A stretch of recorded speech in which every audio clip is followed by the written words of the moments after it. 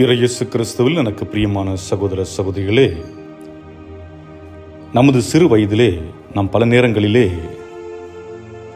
பிறரிடம் சத்தியம் செய்வது வழக்கமாக கொண்டிருப்போம். ஏதாவது ஒன்றை செய்துவிட்டு நான் செய்யவில்லை என்று சத்தியம் செய்வது, அல்லது நம்மை நேர்மையாளர்கள் என்று காட்டிக்கொள்வதற்காக நாம் சத்தியம் செய்வது, பிறரிடமிருந்து பெற்றுக்கொண்ட பொருட்களை அல்லது பணத்தை திருப்பி செலுத்துவதாக சத்தியம் செய்வது, அல்லது கொடுங்கள் உங்களுக்கு நான் திருப்பி கொடுத்து விடுகிறேன் என்பது போன்று சத்தியம் செய்வது, இதுபோன்று சத்தியங்கள் சிறு வயதில் பல நாம் செய்திருப்போம். இதே போன்றுதான் யூத கலாச்சாரத்திலே தொடக்க காலங்களிலே ஒன்றை தாங்கள் செய்ததுதான், நாங்கள் இப்படித்தான் செய்தோம் என்று மற்றவர்களுக்கு நிரூபிப்பதற்காக சத்தியம் செய்ய ஆரம்பிக்கின்றார்கள். ஆனால் ஒரு கட்டத்திலே கடவுளுடைய பெயரை பயன்படுத்துவது, விண்ணகத்தை பயன்படுத்தி சத்தியம் செய்வதென்று பல பொய் சத்தியங்கள் செய்ய ஆரம்பித்து விடுகிறார்கள். இந்த நேரத்தில்தான் இதை உணர்ந்த இயேசு அவர்களிடத்தில் சொல்லுகின்றார், நீங்கள் நேர்மை உள்ளம் கொண்டவர்களாக இருங்கள், சத்தியம் செய்ய வேண்டிய தேவையில்லை, உங்களுடைய வாழ்க்கையில் உண்மை இருக்கட்டும், அதுவே போதுமானது என்று. ஏனென்றால் இந்த வார்த்தை நமக்கும் தேவையான ஒன்றாக இருக்கிறது. இன்று நம்முடைய வாழ்க்கையிலே பல பொய்கள், நம்முடைய சிறு வயதிலிருந்தே குழந்தைகள் பொய்யை கற்றுக்கொள்ளுகின்றார்கள். யாரிடமிருந்து? பெற்றோர்களிடமிருந்து, பாட்டி தாத்தாக்களிடமிருந்து. ஏன் சொல்லுகின்ற கதையிலே பல பொய்களை சொல்லித்தானே கதை சொல்லிக் கொடுக்கிறோம் குழந்தைகளுக்கு. உண்மையான கதைகளை, யதார்த்தமான கதைகளை சொல்லுகிறோமா?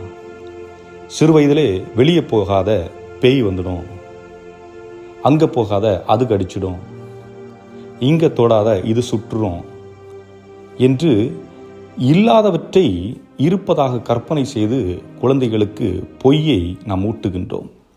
இந்த பொய்யை நாம் ஊட்டுகின்ற பொழுது வளர்கின்ற அந்த குழந்தை, என்னுடைய அம்மாவும் அப்பாவும் என்னுடைய பாட்டியும் தாத்தாவும் எனக்கு பொய் தான் சொல்லிக் கொடுத்தார்கள், அதனால் எந்த பாதிப்பும் இல்லையே, நான் பொய் சொன்னால் என்ன என்று பிறரிடமிருந்து பணம் அல்லது புத்தகங்கள் அல்லது ஏதாவது ஒன்றை பெற்றுக்கொண்டவர்கள் திருப்பி கொடுப்பதற்கு அவர்கள் சத்தியம் செய்கின்றார்கள், ஆனால் கொடுப்பதில்லை. காரணம், பொய் சொல்வதனால் என்ன ஆகிவிடப் போகிறது என்ற ஒரு நிலை வந்திருக்கிறது.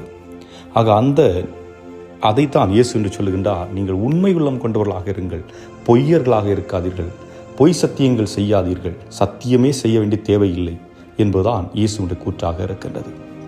இரண்டாவதாக பார்க்கின்ற பொழுது, ஆம் என்றால் ஆம், இல்லை என்றால் இல்லை. இதற்கு நடுநிலை என்று ஒன்றில்லை. உன்னால் ஒன்றை செய்ய முடியுமா? ஆம் என்று சொல். உன்னால் செய்ய முடியவில்லையா? இல்லை என்று சொல்லிவிடு. அதனால் ஏதாவது உறவில் பாதிப்பு ஏற்பட்டாலும் பிரச்சனை இல்லை. ஏனென்றால் எடுத்துக்காட்டிற்கு, நீ படித்து கொண்டிருக்கிறாய் அல்லது ஒரு வேலை செய்து கொண்டிருக்கிறாய் என்று வைத்துக் கொள்வோம். நீ அதில் மும்முரமாக ஈடுபட்டு கொண்டிருக்கின்றாய்.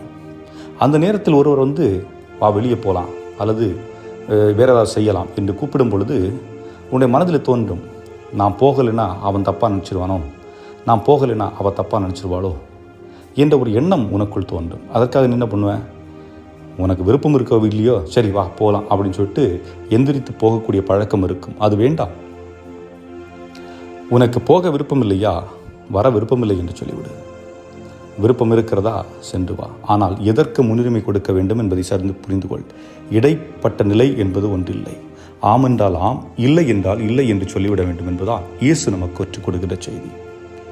அதுபோன்றுதான் நம்முடைய வாழ்வில் நாம் உண்மை உள்ளம் கொண்டவர்களாக ஆம் என்றால் ஆம் எனவும், இல்லை என்றால் இல்லை எனவும் உள்வாங்கி அவற்றை வாழ்வாக்க இந்த நாளில் இறைவனிடம் வேண்டுவோம். இறைவன் உங்களை நிறைவாக ஆசீர்வதிக்க நான் உங்களுக்காக ஜெபிக்கிறேன். நீங்களும் எனக்காக ஜெபியுங்கள். ஆமென்.